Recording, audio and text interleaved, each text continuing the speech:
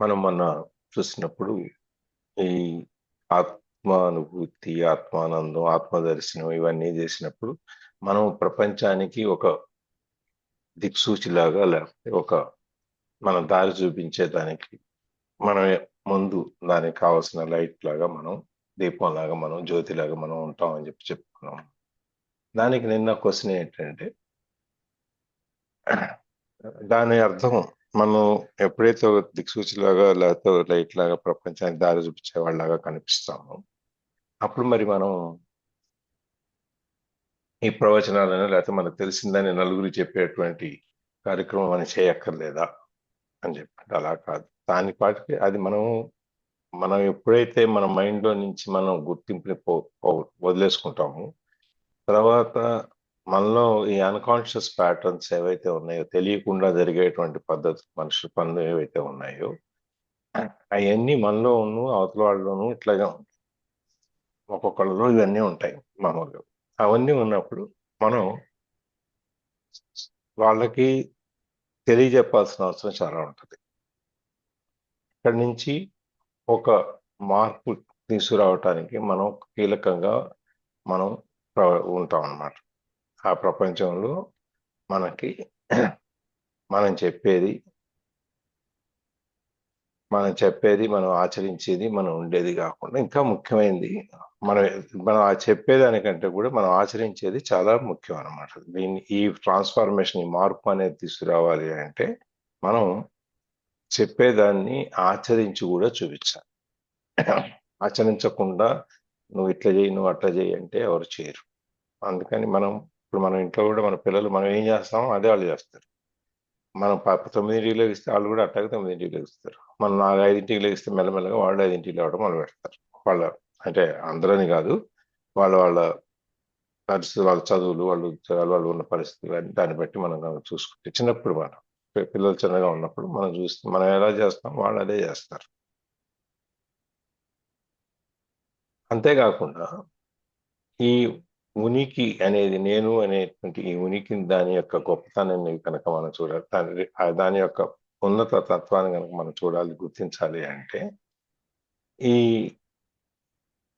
పని చేయటం అనేది, మనం చేసి చూపించటం అనేది చాలా అవసరం. దాంతోపాటు కంపాషన్ అనేది కూడా మనం మేనిఫెస్ట్ చేయాల్సింది. కంపాషన్ అంటే కార్పణ్యం, దయ, దాక్షిణ్యం, ఇవన్నీ కరుణ, ఇవన్నీ ఏవైతే ఉన్నాయో అవన్నీ కూడా మనం మేనిఫెస్ట్ చేస్తాం. దానివల్ల అవతల వాళ్ళ యొక్క సఫరింగ్స్, ఏమైనా బాధలు, కష్టాలు అవన్నీ ఉంటే దాంట్లో నుంచి వాళ్ళని బయటికి తీసుకురావడానికి మనం ప్రయత్నం చేస్తాం. అంటే ఇప్పుడు మన పైన ఒడ్డు మీద ఉన్నాము, కింద నీళ్ళలో ఎవరు ఉన్నారు, వాళ్ళు పైకి లాగాలి అంటే మనం చెయ్యి ఇచ్చి పైకి లాగుతాం. ఆ విధంగా అనమాట. దానికి ఒక చిన్న ఎగ్జాంపుల్ చెప్తూ, ఒక ఆకలితో ఉన్న వ్యక్తి కనుక మనకు కనపడితే మన దగ్గర కనుక మనం అడిగితే మన దగ్గర ఉన్న వస్తువు, మన దగ్గర ఉన్న ఆహారం ఏదైతే ఉందో అది వాళ్ళతో కనుక పంచుకోగలగాలన్నమాట. అయితే దీనికి పంచుకోవటం అనే దాంట్లో వాళ్ళతో పెద్దగా మనకి ఇంటరాక్షన్ ఏమి ఉండదు. వాళ్ళతో మనం మాట్లాడాల్సిన పని ఏమి ఉండదు. వాళ్ళకి ఇచ్చాము, వెళ్ళాము, వెళ్ళిపోయాము, అయిపోయింది. అప్పుడు మనలో ఉన్నటువంటి ఆత్మ అనేది మనకు బయటకు వస్తుంది. నిన్న మన దాని గురించి కూడా చాలా మాట్లాడుకున్నాము. అది ఒక బ్రెడ్ అనేది సింబలే కానీ ఇచ్చేవాడికి, పుచ్చుకునేవాడికి ఆ ఆహారం అనేది అది ఈ ఇచ్చేవాడి దగ్గర నుంచి పుచ్చుకునేవాడి దగ్గరికి వెళ్ళే ఒక వస్తువు. అంతేగాని వీళ్ళిద్దరికీ ఒకరికొకరికి సంబంధం ఉండాలని లేదు, తెలియాలని లేదు, ఏం లేదు. అక్కడ ఆ వ్యక్తి ఆకలితో ఉన్నాడు, మన దగ్గర ఆహారం ఉంది, అది ఇచ్చాము, వెళ్ళిపోయాము, అంతే. దాని మీద నిన్న మనం ఇవన్నీ చాలా మాట్లాడుకున్నాము. ఏ విధంగా మనం ఒకరికి సహాయం చేయొచ్చు, ఎట్లా చేస్తే బాగుంటుంది అని. తర్వాత సమ్మర్లో మనం మంచినీళ్ళు ఇవ్వటము, లేకపోతే మన అరుగులు పడుకోవడానికి ఇవ్వటము, ఇవన్నీ కూడా మనం నిన్న మాట్లాడుకున్నాం.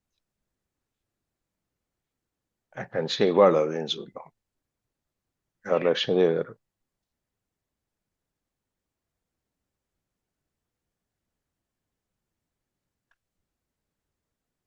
But there should not be any hunger and starvation in the first place. How can we create a better world without tackling evils such as hunger and violence first? Yeah. So ఈ ప్రపంచంలో first of all తను అక్కడ అన్నారు కదా, ఇక్కడ ఇచ్చేవారు ఆ, ఆ, ఒకరు పుచ్చుకునేవారని కాకుండా, అది అన్నమే ఒక ఆ, ఏమంటారు, కనెక్షన్ కాదు. అక్కడ వాళ్ళు తను చూపెట్టే ఆ కంపాషన్, ఆ కరుణ అనేదే ముఖ్యం అన్నమాట. సో ఇక్కడ ఏమంటున్నారంటే అసలు హంగర్, స్టార్వేషన్, ఈ వైలెన్స్ అనేది ఆ ఒక నామమాత్రం. అంటే ఇవన్నీ తొలగించాలి. ఫస్ట్ ఆఫ్ ఆల్ తొలగించాలంటే తొలగించడం ఎలా? అది ఖచ్చితంగా మన ఫిజికల్ బాడీ ఉన్న రోజులు మనకు హంగర్ అనేది ఖచ్చితంగా ఉంటుంది. సో ఈ hunger is nothing but not not only food గురించి హంగర్ కాదు, అండ్ స్టార్వేషన్. ఇది హంగర్ అనేది it resembles for everything. Food అనే కాదు, నాకు ఇది కావాలి అది కావాలంటే కోరికల గురించి మాట్లాడుతున్నారు ఇక్కడ. సో ఫస్ట్ ఆఫ్ ఆల్ అసలు ఈ హంగర్ అనేది లేకుండా చేయాలి.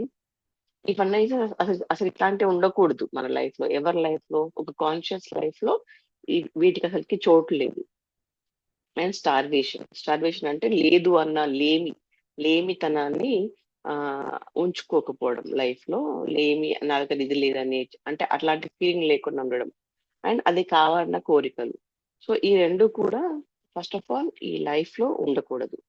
How can we create a better world without tackling evils such as hunger and, so వీటిపైన దృష్టి పెట్టకుండా మనం ఇంకా ఏం చేయాలి? అంటే లైఫ్ అంటే అసలు ఏంటి మరి అన్నదే ఒకటి మెయిన్ తెలుసుకోవాలి. అండ్ దానిపైన వర్కౌట్ చేయాలి తప్ప ఈ దీని గురించి మాట్లాడి దీని గురించి ఆలోచించే అవసరం లేదు. అంటే కోరికలు, ఈ లేమితనాలు అనేది లైఫ్ లో మన డైలీ లైఫ్ లో మనం చూసుకుంటే ఈ రెండిటికి చాలా ఇంపార్టెన్స్ ఇస్తాం మనం. అది లేదు కాబట్టి నాకు అది కావాలి, నాకు అదే కావాలి అని ఇట్లాంటి కోరికల వల్ల మన లైఫ్ అక్కడే ఆగిపోయింది. That means we are not conscious. మనం కాన్షియస్ గా లేము. మన లైఫ్ అంతా ఇదే అనమాట, పొద్దున్న లేచి నుండి పడుకునే వరకు ఈ ఈ వీటి మధ్యలో కొట్టుమిట్టాడుతుంటుంది.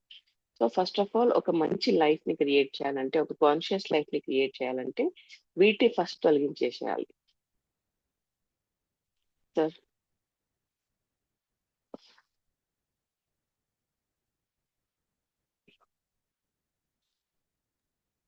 ఇప్పుడు చెప్పింది ఏంటి? మనము ఒక అద్భుతమైన ప్రపంచాన్ని మనం తెలుసుకోవటం ద్వారా మనం ఒక అద్భుతమైన ప్రపంచాన్ని, ఎటువంటి బాధలు, కష్టాలు, ఒక కార్పణ్యాలు, లేకపోతే ఏవేవైతే ఉన్నాయో నెగిటివ్ ఫీచర్స్ అన్ని అవి లేని ప్రపంచాన్ని మీరు సృష్టిస్తున్నామని చెప్తున్నారు. మళ్ళీ అదే సార్ చెప్పినప్పుడు మీ ఉదాహరణలో అవతల వాడు ఎవరో ఆకలితో ఉన్నాడు, ఆకలితో ఆలోచించేటప్పుడు మనకు అన్నం బ్రెడ్ ఇవ్వాలి, లేకపోతే అన్నం ఇవ్వాలి, షేర్ చేసుకోవాలి, ఇవన్నీ చెప్తున్నారు కదా. అసలు ఎంతో గొప్ప ప్రపంచాన్ని మనం సృష్టించుకున్నప్పుడు దాంట్లో అసలు ఆకలి లేకపోతే లేమి అనేది ఎందుకు ఉండాలి? ఉండకూడదు కదా. ఉన్నప్పుడు అటువంటప్పుడు మనము ఈ సమస్యల్ని మనము అడ్రస్ చేయకుండా, ఈ సమస్యల్ని మనం తీర్చుకోకుండా, కంప్లీట్ చేసుకోకుండా మనం ఒక ఉన్నతమైన ప్రపంచాన్ని ఎలా సృష్టిస్తాం అని చెప్పేది ఇక్కడికి వస్తున్నాం. ఎందుకంటే ఇప్పుడు మనం ఒక అద్భుతమైన ప్రపంచం మనకి అవతల పక్కన ఉంది, దాన్ని మనం చేరుకోవాలి అని చెప్పి కదా ఇంత ప్రయత్నం చేసి మనం ఆ ప్రపంచంలోకి వెళ్ళినప్పుడు అక్కడ ఈ ఆకలి ఇవన్నీ ఏమి ఉండకూడదు కదా. ఒకవేళ ఆకలి అవన్నీ ఉన్నాయి అంటే మరి దాన్ని మనం తీర్చకుండా, ఆ ప్రాబ్లమ్స్ మనం సాల్వ్ చేసుకోకుండా మనం అక్కడికి ఎలా వెళ్తాం అని చెప్పి మనం పుస్తకాల్లో లేకపోతే మనం చెప్పిన దాని ప్రకారం ఏంటి, స్వర్గం అనేది ఒకటి ఉంది, అక్కడ ఆకలి దప్పులు ఏమి ఉండవు, అంత ఆనందం సంతోషం ఆటలు పాటలు ఇవే ఉంటాయి అని చెప్పి కదా మనకి చెప్పేది. అటువంటప్పుడు మనకి ఇవన్నీ సమస్యలని తీరినప్పుడు కదా అక్కడికి జరగలిగేది మనం అని చెప్పేది అనమాట. చూద్దాం.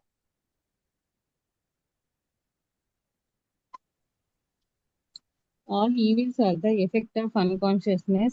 You can alleviate the effects of unconsciousness, but you cannot eliminate them unless you eliminate their cause. True change happiness within, not without. Happens within, not without. So ప్రతి ఒక్క ప్రాబ్లం కి కారణం ఏంటి అంటే మన అన్కాన్షియస్నెస్, మన ఉనికితో జీవించలేకపోవడం వల్ల ప్రాబ్లం అనేది మనకు కనిపిస్తుంటుంది. అంటే ప్రతి ఒక్క సిచ్యువేషన్ లో అయ్యో అంటే జీవితం చాలా కష్టతరంగా మారుతుంది అనమాట. ఎందుకంటే మనం కాన్షియస్ గా ఉండట్లేదు.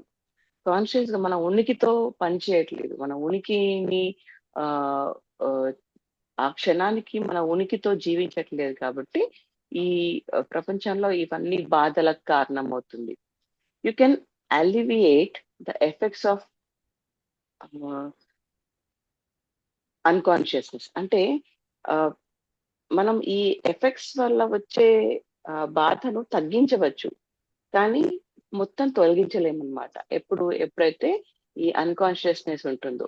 ఆబ్వియస్ కదా! కానీ అంటే అది తగ్గిస్తా ఉంటాము. నెక్స్ట్ మళ్ళీ పుడుతూ ఉంటుంది. మొత్తానికే దాన్ని చెరపలేమన్నమాట. కాకపోతే దాని ఎఫెక్ట్స్ అనేది కొంచెం కొంచెం తగ్గిస్తూ ఉంటున్నాం. ఎప్పుడైతే మనం అన్కాన్షియస్నెస్ లో ఉంటున్నాం. True change happens within not without. So real consciousness అనేది ఎక్కడ జరుగుతుంది అంటే లోపల, మన మనసులో ఆర్ మన ఉనికిలో జరుగుతుంది. అండ్ దానికి కారణం ఏంటి? ఆ కారణం కూడా ఈ ఎఫెక్ట్స్ కి, ఈ ఈవిల్ ఎఫెక్ట్స్ కి, అంటే ఈ ప్రపంచంలో ఉన్న బాధలకి ఎఫెక్ట్ అంతా మన లోపలే ఉంది. దానికి కారణం ఏంటి అంటే ప్రపంచం రెగ్యులర్ గా నడుస్తుంది ఆర్ చాలా బాగుంటుంది. బట్ దాన్ని ఒక దయ్యంలా భూతంలా వచ్చిన సిచ్యువేషన్ మనము చెడు అనే భావన అది ఎక్కడ చూపిస్తుంది అంటే మన మనసులో. సో మన మనసు వల్లే, మన లోపల ఉన్న ఆ ఫీలింగ్ వల్లే, ఆ భావన వల్లే మనకు అది చెడులా కనిపిస్తుంది ఆర్ ఒక దయ్యంలా కనిపిస్తుంటారు మన లైఫ్ లో ఛాలెంజెస్ అట్లాంటివి. సో ఆ నిజమైన మార్పు అనేది బయట రావడం కాదు, లోపల రావాలి. మన లోపల ఎప్పుడైతే మార్పు వస్తుందో బయట ఆటోమేటికల్ గా మనకు ప్రతి ఒక్కటి స్వాంతన పొందేటట్టుగానే ఉంటుంది అన్నమాట. అంటే ఛాలెంజెస్ గా ప్రాబ్లమ్స్ గా కాకుండా మనల్ని ఒక మెట్టు ఎదగడానికే సహాయపడుతుంది అనమాట. Sir Yeah. చిన్నగా ఈ ఉన్నప్పుడు ఈతి బాధలు అనేవి మనం ఏవైతే మనం అనుకుంటున్నామో రకరకాలైనటువంటి ఈ ఈతి బాధలన్నిటికీ కారణం ఏంటంటే మన అన్కాన్షియస్నెస్, మన స్పృహ లేని పరిస్థితి అంటే మనం మాయా ప్రపంచంలో భ్రాంతిలో మనం జీవిస్తున్నాం. మైండ్ కంట్రోల్లో ఉన్నాం కాబట్టి మైండ్ ఏది చెప్తే అదే మనం దాని ప్రకారం వెళ్తా ఉన్నాం. వీటన్నిటికీ కారణం మన కాన్షియస్నెస్, మన స్పృహ అనేది లేకపోవడం. అయితే ఈ అన్కాన్షియస్నెస్ ని, స్పృహ లేని తనంలో నుంచి వచ్చే పనుల వలన దాంట్లో నుంచి మనం బయటపడలేమా అంటే మనం పూర్తిగా దాన్ని తొలగించలేము. ఎప్పుడు దాకా తొలగించలేము? దాని యొక్క రూట్ కాజ్ ఏదైతే ఉందో దానికి ఆ రూట్ కాజ్ ని కనుక మనం తీసేయకపోతే అది ఈ సఫరింగ్స్ అనేవి ఉంటాయి, మనం వాటిని తొలగించలేము. But you cannot eliminate them unless you eliminate their cause. కారణం అనే దాన్ని కనుక మనం దాని యొక్క కారణాన్ని మనం కనుక తొలగిస్తే ఆటోమేటిక్గా దానివల్ల వచ్చే ప్రతి ప్రాబ్లమ్స్ ఏమున్నాయో అవన్నీ కూడా తగ్గిపోతాయి. ఇప్పుడు మనకి కాలుకి దెబ్బ తగిలింది, చేతికి కట్టేశారు, నొప్పి తగ్గుతుందా? గాయం మానుతుందా? తగ్గదు సార్. తగ్గదు కదా. అదే కాలుకి కాలు కట్టేశారు అనుకోండి, దెబ్బ తగిలిన చోట గాయం మానుతుందా? మానుతుంది. మందు రాసి కడితే మానుతుంది. కానీ దాని లోపల కారణం ఏదైతే ఉందో, ఆ గాయం రావటానికో లేకపోతే నొప్పి రావటానికో ఆ కురుపు రావటానికో దానికి ఉన్న కారణం ఏదైతే ఉందో దాన్ని ముందు తీసేయాలి కదా. మనం మందులు వేసుకునేది మనకి ఆ వైరల్ ఫీవర్ ఏదో ఉంటే ఆ వైరస్ ని తీసేయటానికి కదా మనం మందు వేసుకునేది, ఫీవర్ తగ్గడానికి కాదు. అవును సార్, దాన్ని యాంటీబయాటిక్ అంటారు కదా సార్. మీరు ఏ పేరైనా పెట్టండి, దాని యాంటీబయాటిక్ అనండి, ఏపీసీ టాబ్లెట్ అనేది ఏమన్నా అన్నాడే, కానీ మనం మందు వేసుకునేది ఎందుకు? ఆ జ్వరం రావటానికి కారణమైన వైరస్ ఏదైతే ఉందో దాన్ని తీసేయటం కోసం అంతే కదా. అది కనుక తొలగించకపోతే అది నొప్పి, బాధలు ఇవన్నీ ఎట్లా తగ్గుతాయి? తగ్గవు కదా. అదేవిధంగా మనం అన్కాన్షియస్, స్పృహ లేని తనంలో వచ్చినటువంటి మన బాధలు ఏదైతే ఉన్నాయో అవన్నీ పోవాలి అంటే దానికి కారణం ఏదైతే ఉందో, మూల కారణం, దాన్ని తొలగించాలి. అది తొలగిస్తే తగ్గిపోతుంది. అందుకనే ఆ నిజమైన వాస్తవమైన మార్పు అనేది ఎక్కడ జరుగుతుంది అంటే ఇదంతా లోపల జరుగుద్ది మన హృదయంలో, ఉమ్, బయట కాదు. మనకు నాకు గాయం అయ్యి నాకేదో కురుపు వచ్చి నాకు నొప్పి వస్తే పక్కాళ్ళకి నేను మందేస్తే తగ్గుద్దా? తగ్గదు సార్. ఏ జబ్బుకి ఆ మన మందు వేస్తే తగ్గుతుంది. ఎవరికి వేస్తే వాళ్ళకి, ఎవరికి వచ్చిందో వాళ్ళకే వేయాలి, పక్కాళ్ళకి వేస్తే తగ్గదు. అంతే సార్, తగ్గదు. అందుకని మార్పు అనేది రావాలి అంటే నిజంగా అది మన లోపల నుంచి రావాలి, బయట నుంచి కాదు. నాకు ఒక వస్తువు మీద వ్యామోహం ఉంది అంటే ఆ వ్యామోహం తీరితే నాకు మళ్ళీ ఆ వ్యామోహం ఉండదు. ఆ ఇంద్రియ నిగ్రహం అనుకునే దాన్ని మనం ఏదైతే అనుకుంటున్నామో, నాకు కనుక నా మనసును కంట్రోల్లో పెట్టుకుంటే నాకు ఇంక దాని మీద ఏం ఆశ ఉండదు నాకు. అట్లాగే ఈ మార్పు అనేది మన లోపల నుంచి రావాలి కానీ బయట నుంచి రాదు. ఆయుర్వేదంలో కూడా మనము జాయింట్ పెయిన్స్ అని, అంటే నెక్ పెయిన్, ఈ షోల్డర్ పెయిన్, ఈ పెయిన్స్ అని వెళ్తే వాళ్ళు ఈ మన డైజెషన్ సిస్టము, కాన్స్టిపేషన్ వీటి మీద ఫోకస్ చేసి దాన్ని రూట్ అవుట్ చేస్తారు సార్. అది చేస్తే అవును ఇది పోతుంది అనేసి. అవును అంతేగాని మన పెయిన్ కిల్లర్స్ ఎవరు? అవును, మనకి దీని పెయిన్ మీద కిల్లర్స్ ఫోకస్ ఇస్తారు చేస్తారు. అలోపతి. అవును, అది అది కారణం ఏదైతే ఉందో దానికి ఉన్న మూల కారణం, ఆ కారణం పూర్తి తెగిపోతుంది. ఎస్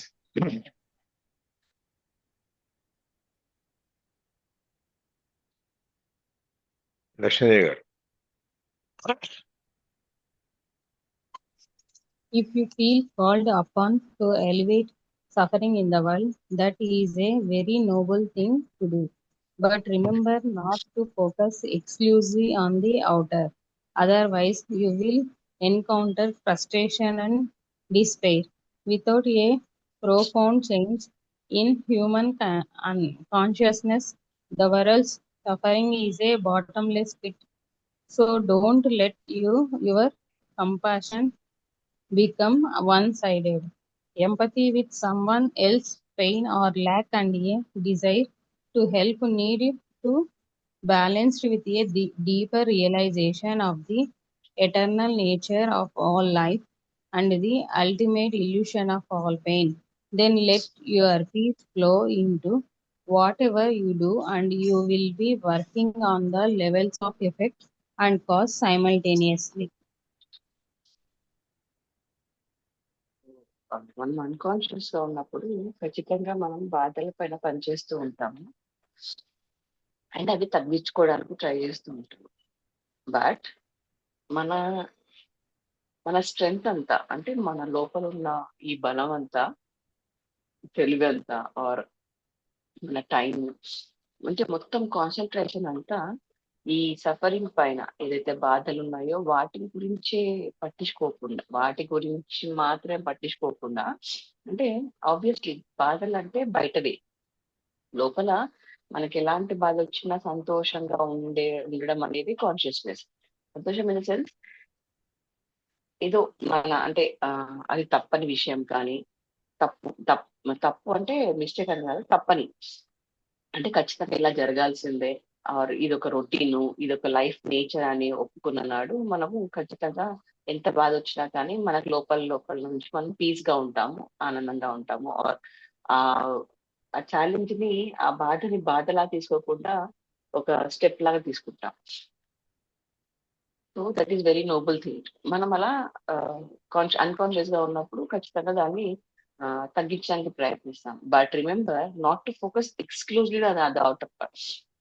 సో ఈ తగ్గించే క్రమంలో, బాధల్ని తగ్గించే క్రమంలో మొత్తం మీ స్ట్రెంగ్త్ అంతా దానిపైన పెట్టకుండా ఇన్నర్ గా మీరు లోపల నుంచి ఎలా పీస్ తీసుకురాగలుగుతారు. ఎందుకంటే బాహ్యంగా ప్రతి ఒక్క రోజు మనం గడపాలంటే మన లైఫ్ లో ఖచ్చితంగా ఛాలెంజెస్ అనేవి రావాల్సిందే, వస్తాయి, అప్పుడే మనం ఎదుగుతాము. అవి లేకుండా అసలు లైఫ్ ఎవరికీ ఉండదు. అది తెలిసిన విషయం, అది కామన్ థింగ్ అని మనకు తెలియాలి. బట్ ఎప్పుడైతే వాటిపైనే ఫోకస్ చేసుకుంటూ మనం లైఫ్ లీడ్ చేస్తే ఇన్నర్ పీస్ అది దొరకదు.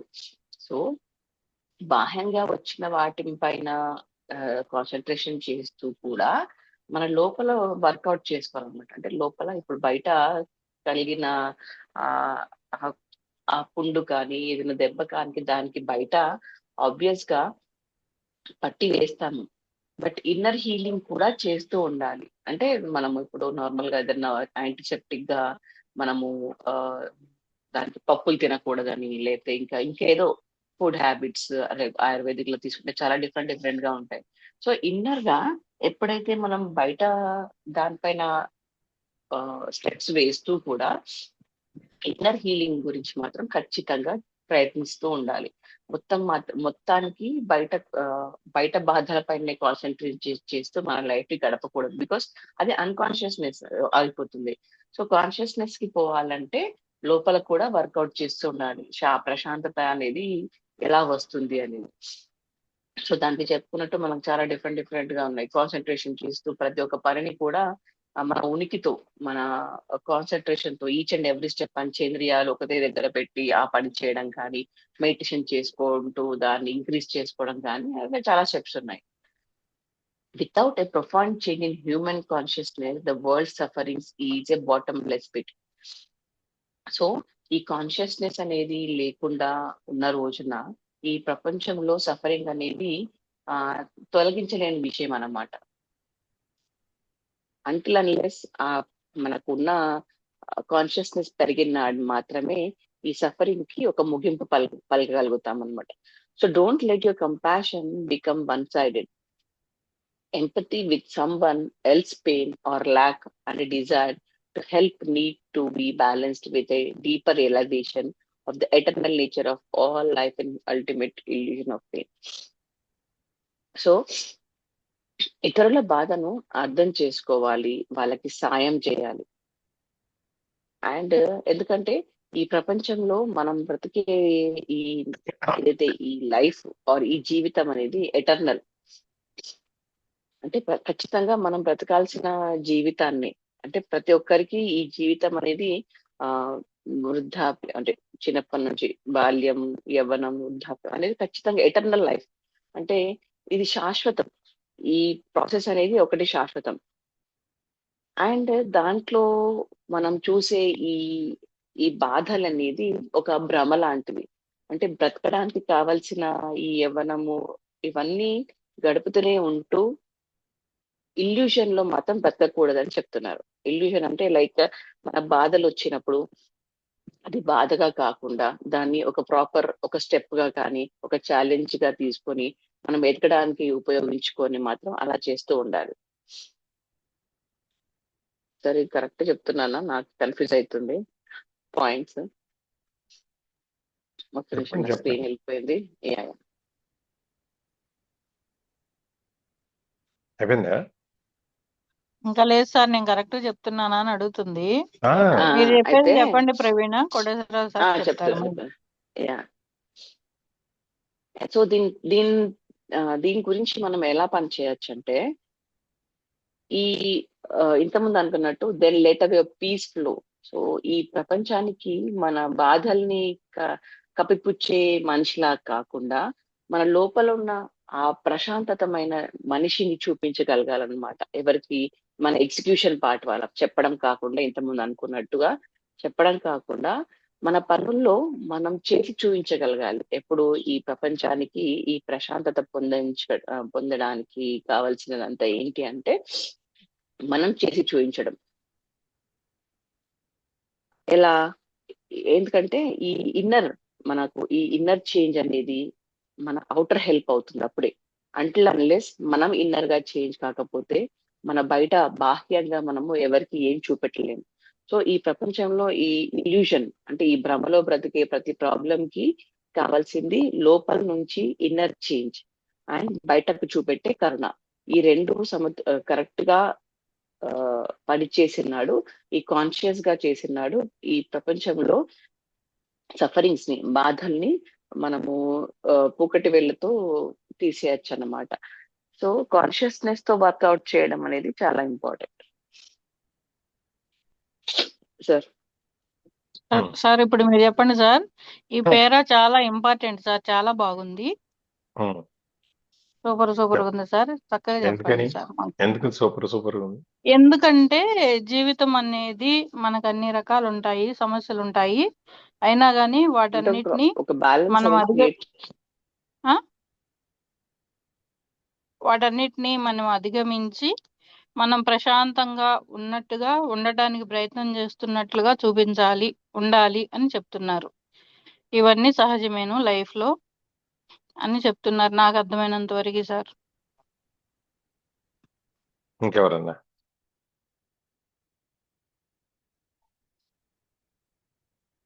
మీరు చెప్పండి, మీరు చెప్పిన తర్వాత షేరింగ్స్ ఉంటాయి. నేను చెప్పిన రోజు ఇంకేం చేయడం ఉంటుంది. సరే, ఓకే. ఇప్పుడు మనం ఈ ప్రపంచాన్ని మార్చటం, ట్రాన్స్ఫార్మేషన్ అనే దాని గురించి మాట్లాడుకున్నాం కదా ఇందాక. ఎప్పుడైతే మనం మూల కారణం ఏదైతే ఉందో ఆ కారణాన్ని మనం గనక తొలగించలేకపోతే అది మార్పు అనేది రాదు. కాబట్టి ముందు మనం అడ్రస్ చేయాల్సింది ఆ కారణం ఏదైతే ఉందో, ఆ రూట్ కాజ్ ఏదైతే ఉందో ఆ వేర్లలోకి వెళ్ళి దాన్ని మనం మార్చాలి అని చెప్పేసి మనం ఇందాక చూసాం.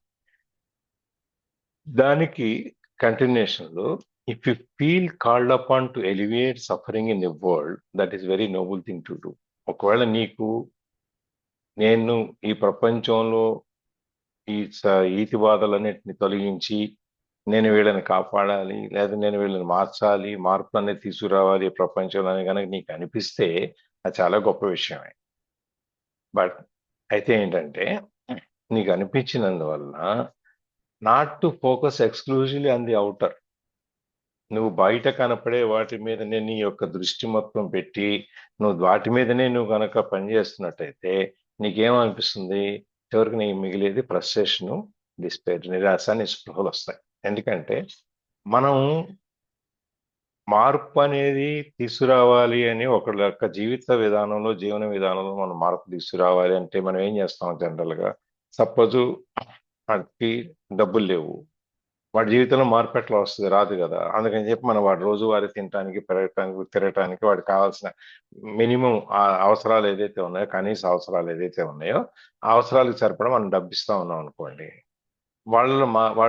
వాళ్ళకి ఆ అవసరాలు తీరిన తర్వాత వాళ్ళకి ఏమవుద్ది? మార్పు అనే దాని మీద వాళ్ళు వాళ్ళ యొక్క అన్కాన్షియస్నెస్, ఆ స్పృహలేనితనంలో నుంచి కాన్షియస్ లోకి, బాబు నీ ఆత్మ అనేది ఒకటి ఉంది, నీ మనసు అనేది ఒకటి ఉంది, నిన్ను నువ్వు తెలుసుకో, నువ్వంటే నువ్వు కాదు, ఇట్లా అని చెప్పి మనం వాడికి ఇవన్నీ చెప్పాం అనుకోండి, ఎక్కుతుందా? ఎక్కదు. ఎందుకంటే వాడికి ఆ కనీస అవసరాలు ఎప్పుడైతే తీరుతున్నాయో వాడి అవసరాలు ఇంకో దానికి వెళ్తాయి. ఈ మార్పు అనేది కనుక అది ఆ మార్పు తీసుకురాకపోతే వాళ్ళల్లో మనకి నిరాశ, నిస్పృహ మిగులుతుంది. మనకి అయ్యో మన శక్తిలన్నీ మనం దీనికోసం మనం పెట్టాము, మనం ఇంత కోసం చేసాము, కానీ మనకేం జరగలేదే అని చెప్పి, ఇది నాకు అవసరమా అని చెప్పి మనకి ఒక నిరాశ అనేది ఒకటి వస్తుంది అన్నమాట. అది మార్పు హ్యూమన్ సైకాలజీలో, హ్యూమన్ కాన్షియస్నెస్ లో, మన మానవ స్వభావంలో గనక భౌతికంగా మూలంగా గనక మనం ఆ మార్పు అనేది క్రియేట్ చేయలేకపోతే ఆ ప్రపంచంలో నుంచి ఈ వీటి బాధలు తొలగించటం అనేది ఒక అడుగులేని కుండ లాంటిది. అడుగులేని కుండలో నీళ్లు పోస్తే ఉంటాయా? ఏ కుండ సార్? దేనిలో? అడుగుంటారు, కొండకు అడుగుంటది కదా మొత్తం. అవును సార్, అవును. అడుగు లేదనుకోండి, కుండలో నీళ్లు పోస్తే ఉంటాయా? అన్ని పోతాయి, పైగానే పోతాయి. అట్లాగే మనము వీళ్ళల్లో మానసికంగా మార్పుని తీసుకురాలేకపోతే మనం చేసే ప్రయత్నం అంతా అడుగులేని పోటుకుండలోనో చిల్లుకుండలోనో పోసిన నీళ్ళలాగా అయిపోతుంది అన్నమాట. అందుకని ఏమంటాడంటే, నీ కంపాషన్, నువ్వు జాలి, దయా, కార్పణ్యం ఇవేవైతే నువ్వు మాట్లాడుతున్నావో అవన్నీ ఒక్కవైపు నుంచి, నీ వైపు నుంచే, ఓహో ఇదంతా ఈ ప్రపంచం అంతా చాలా బాధలో ఉంది, నేను ఒక్కడనే కాపాడగలను అనే ఆ విధంగా నీ వైపు నుంచి చూడకు. నువ్వు ఎలా చూడాలి అంటే, empathy with someone else's pain or lack and A Dzire to help need to be balanced. రెండు రకాలైన విషయాలు మనం సమానంగా బ్యాలెన్స్ చేయాల్సి వస్తుంది. ఏంటది? Empathy with someone else pain. అవతల వాళ్ళ యొక్క బాధ ఏదైనా ఉంటే ఆ బాధ నువ్వు అనిపించటం, లేకపోతే వాళ్ళ లేమి అనేది ఏదైనా ఉంటే దాన్ని నువ్వు పూర్తి చేయడానికి ప్రయత్నం చేయటం అనేది ఒక త్రాసులో కనుక పెట్టుకుంటే, రెండో వైపు నువ్వు వాళ్ళకి సాయం చేసి వాళ్ళని బయటికి తీసుకురావాలి ఆ బాధల్లో నుంచి అని చెప్పేది నువ్వు ఒక కోరిక ఏదైతే ఉందో అది రెండో వైపు ఉంటుంది. ఈ రెండు సమానంగా ఉండాలి. ఈ రెండు సమానం కనుక లేకపోతే నువ్వు ఏదైతే సాధించాలనుకున్నావో అది నువ్వు సాధించలేవు. Balance with a deeper realization of the eternal nature of all life and the ultimate illusion of all pain.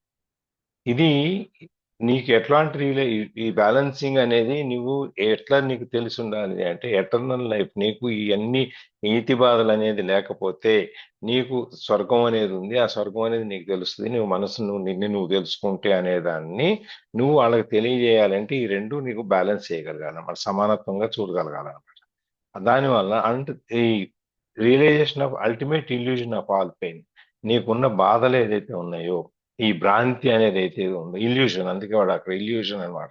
నీ భ్రాంతి, భ్రమ, మాయ ఇవన్నీ ఏదైతే ఉన్నాయో ఈ బాధలన్నీ, ఈ నొప్పులన్నీ ఒక భ్రమ, ఇవి అక్కడ ఏం లేవు.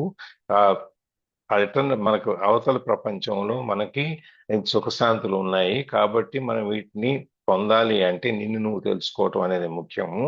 దానికి నువ్వు ఈ రెండింటి అవతల వాళ్ళ బాధలు పంచుకోవటం, ఆ బాధల్ని నువ్వు అనుభవించడం, ఆ బాధల్లో నుంచి వాళ్ళని బయటకు తీసుకురావడానికి ప్రయత్నం చేయడం, ఇవన్నీ కూడా సమానంగా మనం చూడగలగాలి. అలా కాకుండా నువ్వు ఎప్పుడైతే నేను వాళ్ళని బయటికి తీసుకురావాలి అని చెప్పి ఇప్పుడు మురిగుంట్లో వాళ్ళని మనం బయటికి లాగాలి అని చెప్పి మనం మురిగుంట్లో పడిపోయినట్టు అయిపోతుంది.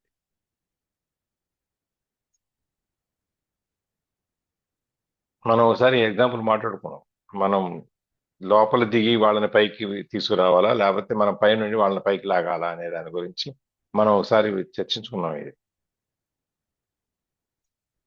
మనోహర్ గారు గుర్తుందా? అవును సార్. సో ఇక్కడ కూడా మనం అవతల వాళ్ళని మార్చాలి అంటే వాళ్ళని మార్చాలి అనేటువంటి తపంలో పడిపోయి మనము దాంట్లోకి వెళ్ళిపోకూడదు. ఇప్పుడు చిన్న ఎగ్జాంపుల్ చెప్పుకోవాలంటే, సారీ,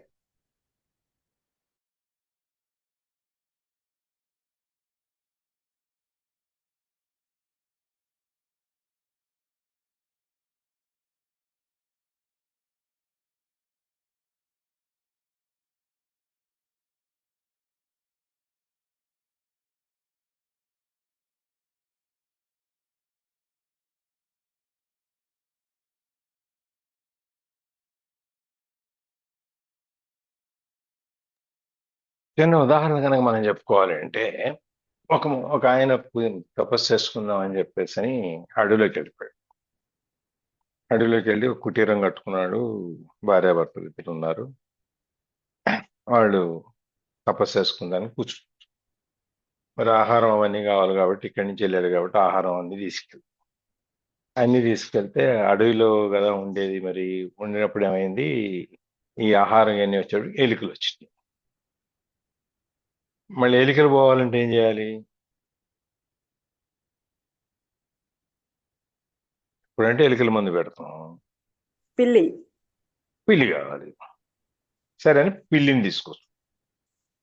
మరి పిల్లికి ఆహారం కావాలంటే ఏం చేయాలి? దానికి పాలు కావాలి కదా, ఆవును తీసుకురావాలి. మళ్ళీ ఆవును తీసుకోవచ్చు. మళ్ళీ ఆవును తీసుకొచ్చుకుంటే మరి ఆవుకి మేత కావాలి కదా, పొలం కావాలి. ఈ విధంగా ఆయన అక్కడికి వచ్చిన పని ఏమైంది, అది పోయింది. అంటే మనం కూడా అవతల వాళ్ళ బాధల్ని తీర్చాలి అనేటువంటి ఒక తపనతో మనం మొదలుపెట్టినప్పుడు ఆ బాధలు మనవిగా భావించి మనమే దాన్ని అనుభవించుతూ అవతల వాడిని బయట పెడితే చివరికి మనం ఈ విధంగా కోపస్థంలోకి వెళ్ళిపోతాం. ఆ బావిలోకి, దాంట్లోకి, ఆ గోతులోకి దిగిపోతాం మనం కూడా. అందుకని అక్కడ ఆ రెండు నువ్వు బ్యాలెన్స్ చేయగలగాలని చెప్తాడు. నువ్వు వాళ్ళకి హెల్ప్ చేసి బయటికి తీసుకురావాలనేటువంటి నీ కోరిక, అట్లాగే వాళ్ళ బాధల్ని అనుభవించటం, ఇవన్నీ సమానంగా చూసుకోవాలి. వాటిలో నువ్వు ఏది ఎక్కువ తక్కువలైనా కూడా నువ్వు ఏ పర్పస్ కోసం అయితే, ఏ పని కోసం అయితే నువ్వు దీన్ని మొదలు పెట్టావో అది జరగదు అని చెప్పాను. Then let your peace flow into whatever you do and you will be working on the levels of effect and cause simultaneous. అందుకని నువ్వు పనిచేసేది నీ యొక్క ప్రశాంతత, లేకపోతే నీ యొక్క జ్ఞానము, నీ యొక్క నువ్వేదైతే నువ్వు సాధించావో నిన్ను నువ్వు తెలుసుకోవటం వల్ల వచ్చిన దాన్ని మెల్లగా వాళ్ళలోకి, నువ్వు చేసే పనిలోకి దాన్ని దాన్ని తీసుకెళ్ళు. అండ్ అప్పుడు ఎప్పుడైతే నువ్వు దానిలోకి నువ్వు తీసుకెళ్ళగలుగుతావో then you are working on the levels of effect and cost.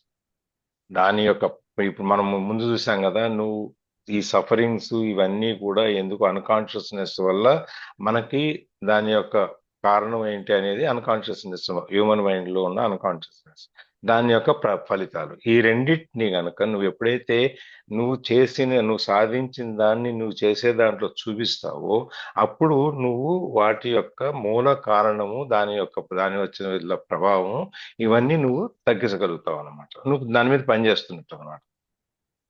అదే ఇందాక చెప్పినట్టు ఎగ్జాంపుల్ ముని ఇవన్నీ నాకు ఎందుకు వచ్చింది, ఈ వంట పెంట ఇవన్నీ తీసి పక్కన బారేసేసి నాకేదో పళ్ళు ఫలాలు దొరికినాయని చెప్పి ఆ పళ్ళతో తృప్తి పడ్డాడు అనుకోండి, అప్పుడు ఈ ఎలుకలు, ఈ పిల్లి, ఆవు, పొలాలు ఇవన్నీ రావు కదా.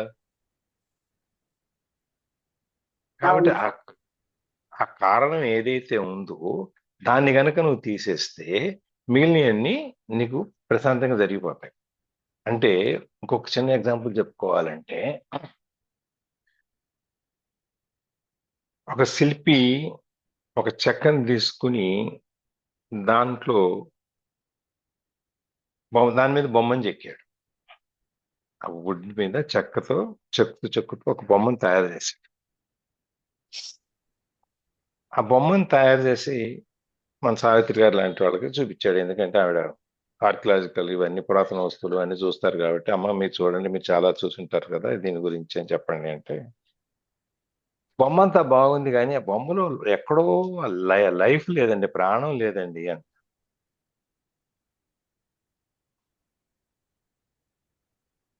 బొమ్మకి ప్రాణం ఎవరు పోస్తారండి? వస్తారా? శిల్పే చెక్కని చెక్కిన అతనే కళగా ఉండేటట్టు చెక్కొచ్చు సార్.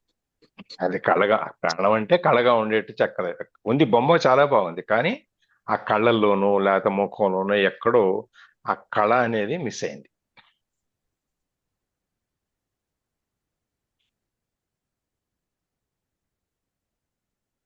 ఆ కళ అనేది మిస్ అయినప్పుడు మనకు ఆ బొమ్మలో అందం కనిపిస్తుందా?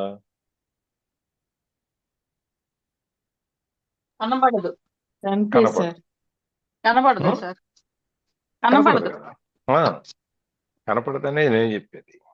అందుకని మనం చెక్కడం మాత్రం మనసుతో చెక్కనట్టున్నాడు. అంటే ఏదో నా మాత్రంగా చెక్కాడా అంటే మనసు పెట్టి చెక్కున్నట్టయితే, అదే మనసు పెట్టి చెక్కున్నట్టయితే ఆ కళ అనేది వచ్చేది దాంట్లో. మనసు పెట్టకుండా చెక్కటం వలన దాంట్లో కళ అనేది రాలా, జీవం రాలా. అంది కాంట్రరీ ఏమైంది, దానికి ఎదురుగా ఏమైంది అంటే ఆ ప్రాణం లేని చెక్క ఈయన మనసులోకి వెళ్ళిపోయింది. అంటే ఈయన మనసు కూడా చెక్కలా తయారైపోయింది.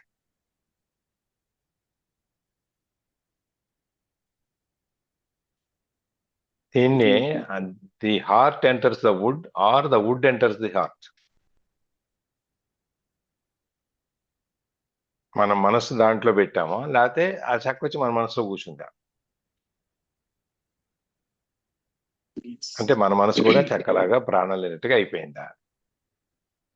ఇక్కడ కూడా నువ్వు మార్పు తీసుకురావడానికి ప్రజల్లో నువ్వు చేసే ప్రయత్నం ఏదైతే ఉందో నువ్వు మనస్ఫూర్తిగా మనసు పెట్టి చేస్తే దాంట్లో వస్తుంది.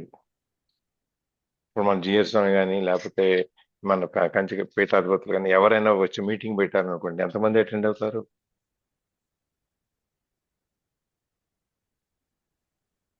చాలా మంది వస్తారు, వేలలో లక్షలు ఉంటారు. అవును. కొన్ని సంవత్సరాల కింద జిఆర్ స్వామి విజయవాడలో 1,00,000 మందితో పెట్టారు. అప్పట్లో 1,00,000 మంది అంటే చాలా ఎక్కువ, వాళ్ళంతా కామన్ అయిపోయాను. కానీ అప్పట్లో 1,00,000 మందితో మీటింగ్ పెట్టడం అనేది ఒక మతం విశ్వాసం, ఒక విశ్వాసం, ఆయన మీద ఉన్న నమ్మకం, విశ్వాసం వల్ల అంతమంది వచ్చారు. అట్లాగే ఆయన ఈ వచ్చిన 1,00,000 మందిలోనో లేకపోతే 10,000 మందో 5,000 మందిలో అనుకున్నాం, అందరిలో మార్పు వచ్చేసిందా?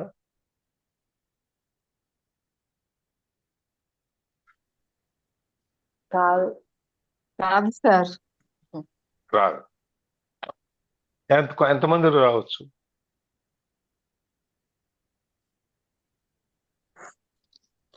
ఎవరిలోనూ ఆయన రాకపోవచ్చు.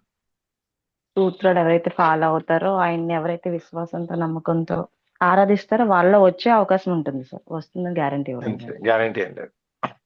అందులో వచ్చిన వాళ్ళలో చాలా మందికి ఆయన ప్రవచనాలు బాగా నచ్చుతాయి. ఆయన చెప్పింది చాలా బాగా చెప్పారు స్వామీజీ, మనం ఇక్కడి నుంచి అట్లాగే ఉండాలనుకున్నాడు కొద్దిమంది ఉంటారు. ఆయన చెప్తుంటాడులే దానికి ఉంది, ఏదో వచ్చాము విన్నాము వెళ్ళిపోయాము అని చెప్పి అనుకున్న వాళ్ళు వెళ్ళిపోయేవాళ్ళు కొంతమంది ఉంటారు. ఆ స్టేడియం దాటి బయటికి రాగానే మర్చిపోయేవాళ్ళు కొంతమంది ఉంటారు.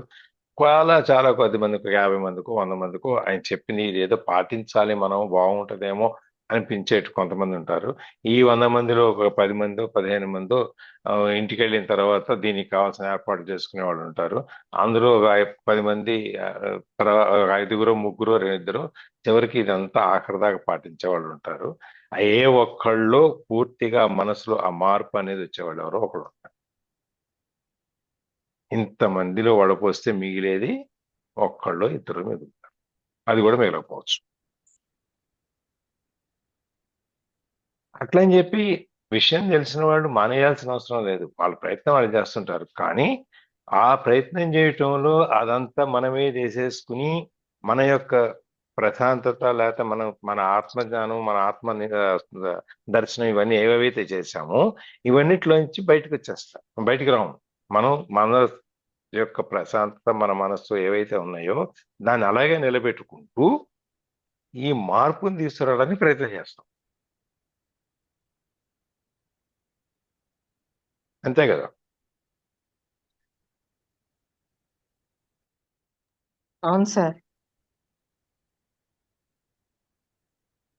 ప్రవీణ మేడం క్లారిటీ వచ్చిందా? ఇంకా కన్ఫ్యూజ్ చేశారు? లేదు సార్, అంటే నేను కరెక్ట్ గా సెంటెన్స్ చేయగలిగానో లేనో అంతే. అంటే అక్కడిక్కడ పెట్టాను నేను అవే విషయాలు. ఇక్కడ కరెక్ట్ లేకపోవటం ఏముండదు. మనకి మన అనుభవం ద్వారా మనకు తెలిసిన దాని ద్వారా మనకేం అర్థమైంది అనేది లెక్క, అంతే. ఇందులో మీకు తక్కువ అర్థమైందనో లేకపోతే ఇంకొక ఎక్కువ అర్థమైందని ఏమి ఉండదు అనమాట. మన దాన్ని ఏ విధంగా మనకున్న అనుభవంలో, మనకున్న నాలెడ్జ్లో, మనకున్న జ్ఞానంలో, మనకున్న విద్య బ్యాక్గ్రౌండ్ వీటన్నింటిలో మనం చూసుకున్నప్పుడు మనకు అది ఒక రకంగా అర్థం అవుతుంది, ఇంకొకరికి ఇంకో రకంగా అర్థం అవుతుంది. ఉన్నది అక్కడ విషయం ఒకటే, అది ఇంకొకళ్ళు ఒక రకంగా చెప్పటం ఒక రకంగా అర్థం అవటం జరుగుతుంది అంతే, అంతకంటే ఏం ఉండదు.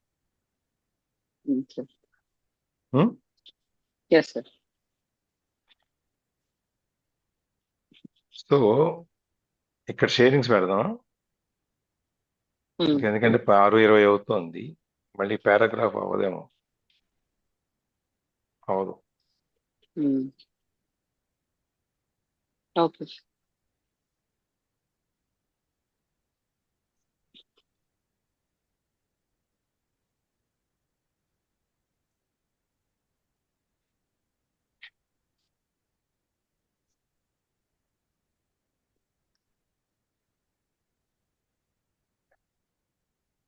అమెరికా అరుణ గారు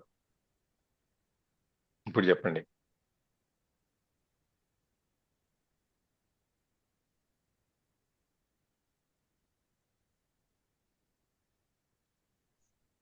డాక్టరు రోగికి మందులేస్తూ డాక్టర్ రోగి అయిపోడు కదా. డాక్టర్ రోగి అయిపోడు సార్, అయిపోడు. డాక్టర్ డాక్టర్ గానే ఉంటాడు, వాడు మందులు వేస్తూనే ఉంటాడు. తగ్గినా తగ్గకపోయినా, వచ్చినా రాకపోయినా, వాడు 2 రోజులు మందులు వాడి మళ్ళీ వాడు రాకపోయినా వాడికి ఏమని పట్టించుకోడు. ఆయన పాటికి ఆయన వచ్చిన వాడికల్లా మందు వేస్తూనే ఉంటాడు.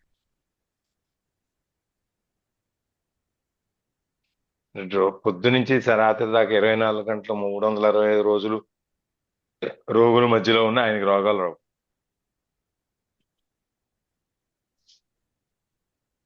అట్లాగే జ్ఞానులు వాళ్ళ జ్ఞానాన్ని పంచేటప్పుడు అవతల వాళ్ళలోంచి మార్పు, ఆ జ్ఞానం మన మిగిలిన సామాన్య మానవుల్లో మార్పు తీసుకురావడానికి అనేది ప్రయత్నం చేసినప్పుడు అది మార్పు వచ్చినా రాకపోయినా వీళ్ళు జ్ఞానులు మాత్రం మారరు.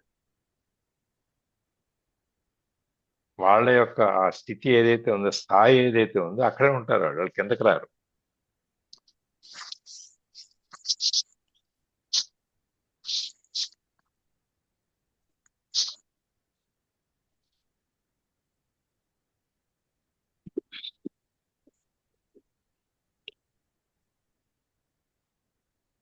ఎవరన్నా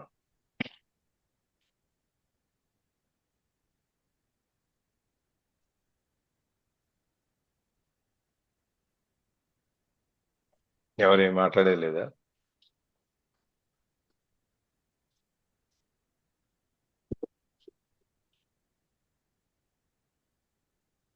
చెప్పండి ప్రవీణ మేడం.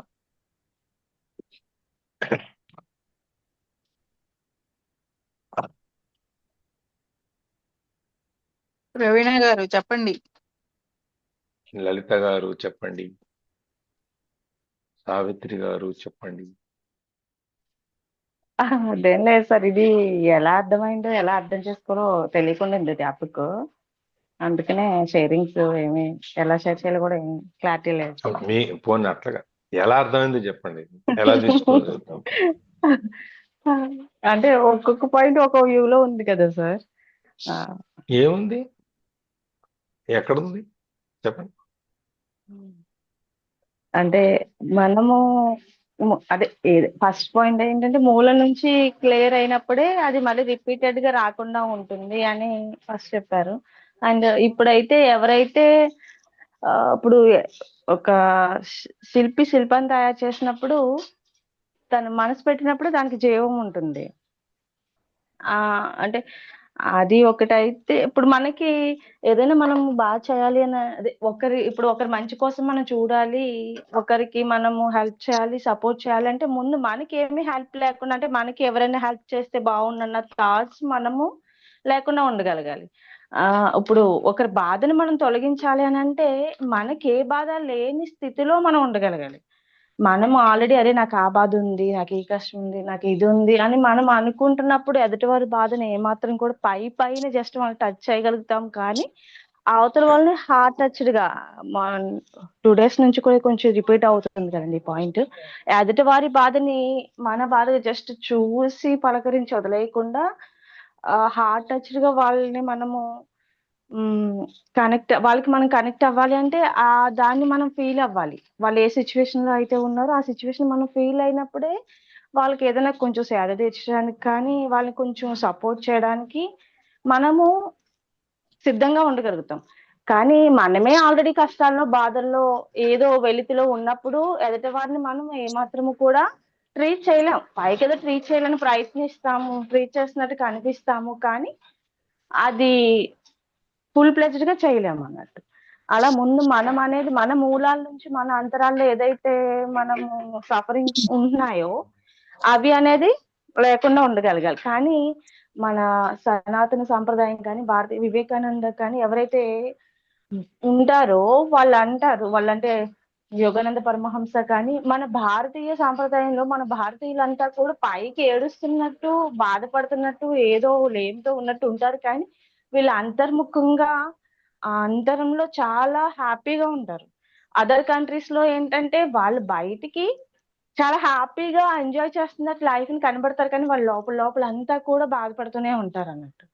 అలా మనము కూడా లోపల బ్యాలెన్స్డ్ గా మనము హ్యాండిల్ చేసుకుంటూ మన మనస్థితిని మనము హ్యాపీ మోడ్ లో ఉంచుకుంటూ కంట్రోల్ ఉంచుకుంటూ ఉంటుంటే తామరాకు మీద నీటి బిందువులాగా మనం ఉంటున్నప్పుడు ఎదుటివారి కష్టాన్ని అదే మన చుట్టూ ఉన్న వాళ్ళు ఏదైనా సరే ఇది కూడా చెప్పుకుంటున్నాము, ఇది సర్వీస్ చేయాలి. మన ముందుకు ఎవరైనా వచ్చారు ఆకలితో వచ్చారంటే వాళ్ళని అట్లీస్ట్ వాళ్ళ ఆకలి తీర్చే స్థితిలో మనం ఉన్నాము, అది తీర్చడానికి సిద్ధంగా ఉండాలి అన్నట్టు. అది కూడా జరుగుతూనే ఉంటది.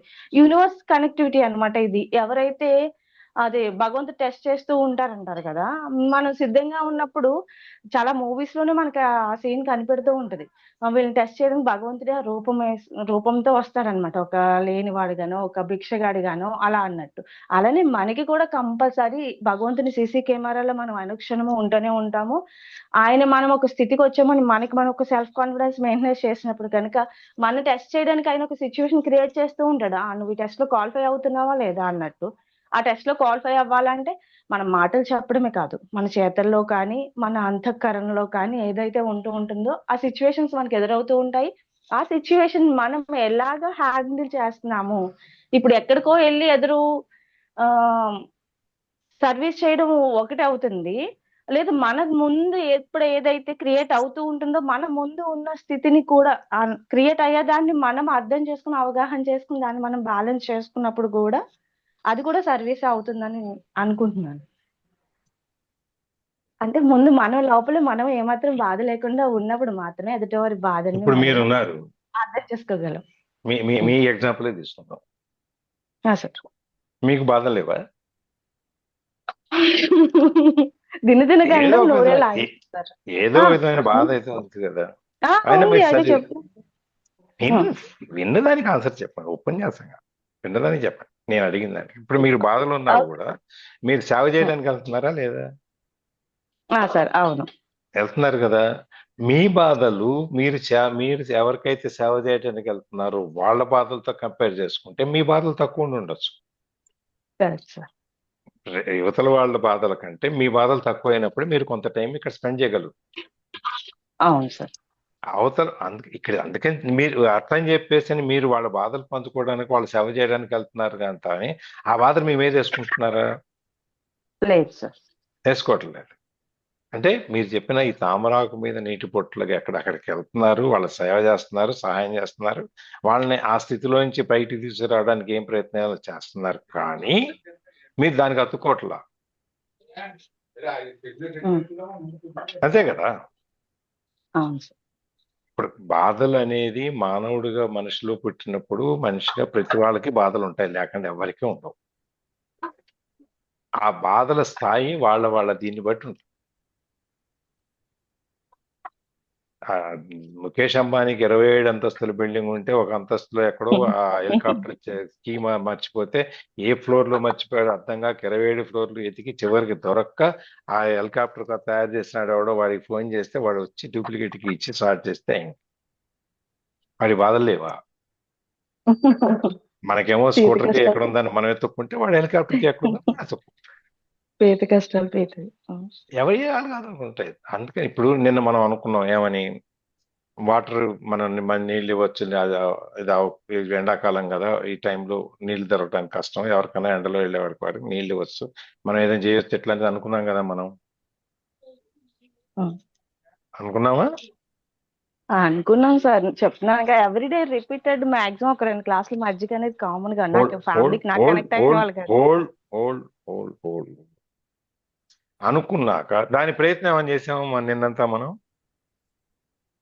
మీ ఇల్లుంది, మీ ఇంట్లో మీ గుమ్మం ఉంది, ఆ గుమ్మం బయట ఒక కుండ నీళ్లు గ్లాసు ఒక లోటా పెట్టుంటే సరిపోయేది కదా, దానికి ఏం ఖర్చు అయ్యేది ఏం లేదు కదా. నిన్న చూశాను నేను మా పక్క రోడ్లో ఒక టేబుల్ వేశారు, టేబుల్ మీద ఒక చిన్న ఈ మా మట్టి కుండలు ట్యాప్ తిప్పుకునే ఉంటాయి కదా అవి పెట్టారు. దాని మీద 2 కుండల మీద 2 ప్లాస్టిక్ గ్లాసులు పెట్టారు. పక్కనే జస్ట్ నాకు 100 అడుగులు 150 అడుగుల దూరంలో. సేవ చేయాలి. నేను నిన్న పొద్దున్న గుడికి వెళ్ళినప్పుడు మాట్లాడుతూ మనం తల్లిదండ్రులు పెడితే బాగుంటది కదా ఇక్కడ అని చెప్పేది నిన్న టాపిక్ వచ్చింది. సరే తల్లిదండ్రులు పెడితే ఎంత ఖర్చు అవుద్ది, ఏమవుద్ది, ఎవరిలా చేయాలి అనేది వాళ్ళు లెక్కలేస్తున్నారు. వాళ్ళకి ఆలోచన చెప్పిన తర్వాత వాళ్ళు చేస్తున్నారు. నేను తర్వాత ఇది చూశాను. నేను ఏం లేదు, టేబుల్ 2 స్టాండ్ లాంటి పెట్టారు, టేబుల్ మీద ఆ బల్ల వేసారు, ఆ బల్ల మీద ఇవి పెట్టారు, అంటే తిప్పుకుంటే గ్లాసు పట్టడానికి వీలు ఉండేటట్టు. ఆ నీళ్లు తిప్పుకుంటాడు, ఆ నీళ్లు మంచిగా అయిపోగానే తాగేసి గ్లాస్ పెట్టేసి వెళ్ళిపోతాడు. ఇది మనం చేయలేము ఎవరు. మీ ఇంటి ముందు మీరు చిన్న బల్లేసి చిన్న స్టూల్ పెట్టి దాని మీద ఒక పెట్టేసి మంచినీళ్ళు పెట్టలేరా? పెట్టగలుగుతాం. పెట్టామా? పెట్టలేదు. నేను నా వంతుగా నేనేం చేస్తాను, మా వాటర్ బాటిల్స్ 10 బాటిల్స్ నేను కవర్లో వేసుకుని వెళ్తూ ఆఫీస్కి వెళ్ళేటప్పుడు దారిలో వచ్చేటప్పుడు ఏదో ఆటో వాళ్ళు, లేకపోతే ఈ అడుక్కునే వాళ్ళు, లేకపోతే ఈ ర్యాపిడో వాళ్ళు, వీళ్ళంతా కొరియర్ వాళ్ళు ఎవరెవరు కనబడితే వాళ్ళకి ఇచ్చేసాను. 10 మందికి, రోజు 10 మందికి, మన వాళ్ళు అయినంత వరకు. మనమే దీనికి ఆస్తులు అమ్ముకోవక్కర్లా. నువ్వు అవతల వాళ్ళ బాధలు కష్టాలు ఆలోచించి, అందుకే ఆయన చెప్పింది ఏంటంటే, నువ్వు నీ యొక్క జ్ఞానోదయం అయ్యి నీ జ్ఞానం ఏదైతే ఉందో దాన్ని అట్లా ఉంచుకో, వాళ్ళ దాన్ని దీన్ని బ్యాలెన్స్ చేసి నువ్వు తీసుకెళ్ళు, అప్పుడు నువ్వు జాగ్రత్తగా ముందుకెళ్ళగలుగుతావు, నువ్వు అనుకున్న సాధించగలుగుతావు అని చెప్పింది అందుకే ఆయన. అంతేగాని నువ్వు దాంట్లో పూర్తిగా మునిగిపోమని చెప్పలేదు, నువ్వు చేయొద్దని చెప్పలేదు.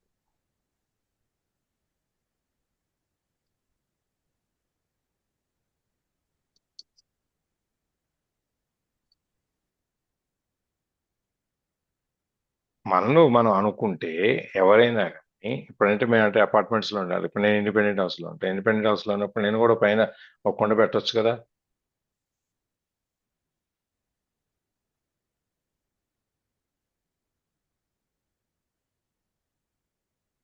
ఒక బల్ల పెట్టేసి దాని మీద ఒక కొండ పెట్టేసేస్తే తాగినట్టు తాగుతాం. మంచి నీళ్ళు అయిపోయినప్పుడు మళ్ళీ ఎప్పుడో పోస్తే మధ్యాహ్నం ఒకసారి సాయంత్రం ఒకసారి అయిపోయింది.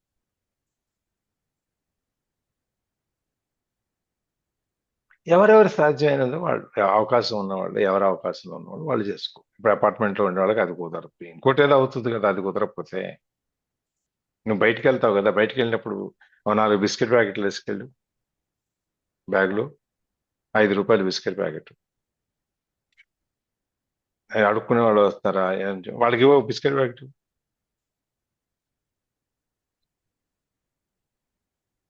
ఎంత అవుతాయి? రోజుకి ₹20, ₹30 అవుతాయి. ఏం ఖర్చు అవుతుంది? ఏం పెట్టలేమా? వాళ్ళకి చేయాలనుకుంటే నువ్వు బ్యూటీ పార్లర్కి వెళ్ళి అవి ఇవి చేయించుకుని 4,000 5,000 ఇచ్చేసి వస్తావు కదా. మన నాకు ఆడెవరు హెయిర్ కట్ చేయించుకుంది అంటే 10,000 అయిందంటే హెయిర్ కట్. ఆమె వచ్చి లబ్బని మొత్తుకుంటాను. ఏమైందమ్మా అంటే, నేను 10,000 ఖర్చు పెట్టి హెయిర్ కట్ చేయించుకుంటే వీళ్ళందరూ నా మీద పడేడుస్తున్నారు, వీళ్ళకి ఎందుకండి నా డబ్బులతో నేను చేయించుకుంటే అని చెప్పని.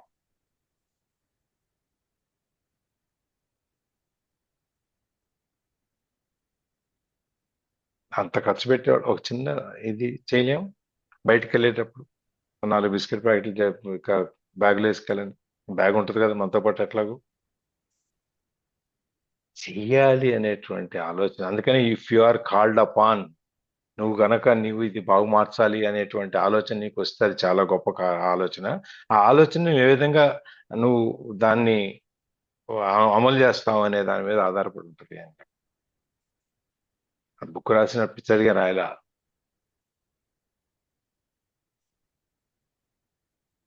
అదే కదా అందులో ఉంది, if you are called up అనే కదా ఉంది.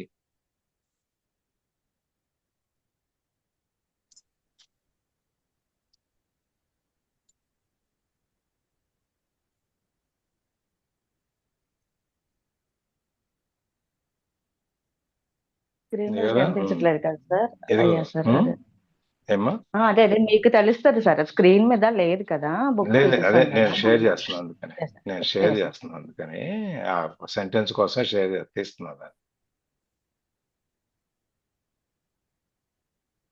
మా దగ్గర మేము ఇదిగో, వాకింగ్ వెళ్తాం సార్. వాకింగ్ ఇఫ్ యు వెళ్ళేసి feel called upon to alleviate suffering in the world, నీకు అలా గనక నాకు ఇక్కడ అవకాశం ఉంది నేను చేయటానికి ఈ బాధలు అనేటువంటిది నీకు ఆ ఆలోచన వస్తే అని చెప్ప, అందుకే అన్నాను అక్కడ if you feel called upon. ఆ పిలుపు అనేది నీకు వస్తే నీకు అది చాలా నోబుల్ కాజ్, అది చాలా గొప్ప విషయం అని చెప్పి.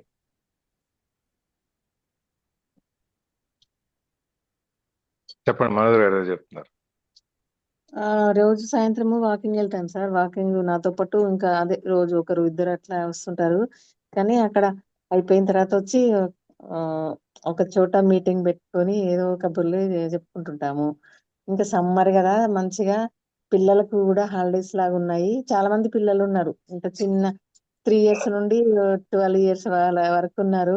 లేడీస్ కూడా ఒక 7-8 మంది ఉంటాము. నాకు ఆలోచన వచ్చింది ఒక వారం క్రితము. ఊరికే కూర్చొని ఇదంతా ఎందుకు, మంచిగా ఆడుకుంటే బాగుంటది కదా అని 2 షటిల్ బ్యాట్స్ ఉన్నాయి ఇంట్లో మావి. ఒక 10 క్యాట్ తీసుకొని వెళ్ళి మెల్లగా, ఒక పెద్ద పాప ఉంటుంది, ఆ పాపతో నేను ఆడడం స్టార్ట్ చేశాను, ఎక్సర్సైజ్ అవుతుందని. అలా అలా అలా అలా అందరూ రాని వాళ్ళు కూడా మెల్లగా మెల్లగా ట్రై చేస్తూ ఇంకా రోజు ఒక ½ అలా ఆడుతున్నాము. అది మంచిగా అనిపించింది సార్. ఉట్టిగా ఖాళీగా కూర్చుని అది చేసే బదులు ఇది ఒక మంచి ఎక్సర్సైజ్. ఇంకా ఇంకా రోజు ఆడుకుందాము మనము, ఎండాకాలమే కాదు తర్వాత కూడా ఇలా ఆడితే బాగుంటది, ప్రత్యేకంగా ఎక్సర్సైజ్ చేయనవసరం లేదా అనేసి అలా డెసిషన్కి వచ్చారు అందరూ. అదే ఆరోగ్యదానం. మీకు ఆలోచన వచ్చింది దానివల్ల అందరూ చేయటం వల్ల వాళ్ళందరూ ఆరోగ్యం బాగుపడుతుంది కదా. ఉమ్. అది ఒక మార్పు అనేది తీసుకురావడానికి చిన్న ఆలోచన.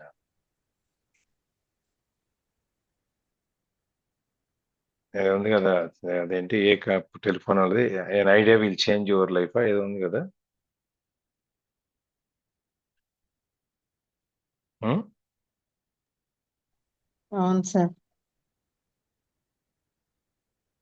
సో అది ఇవాళకి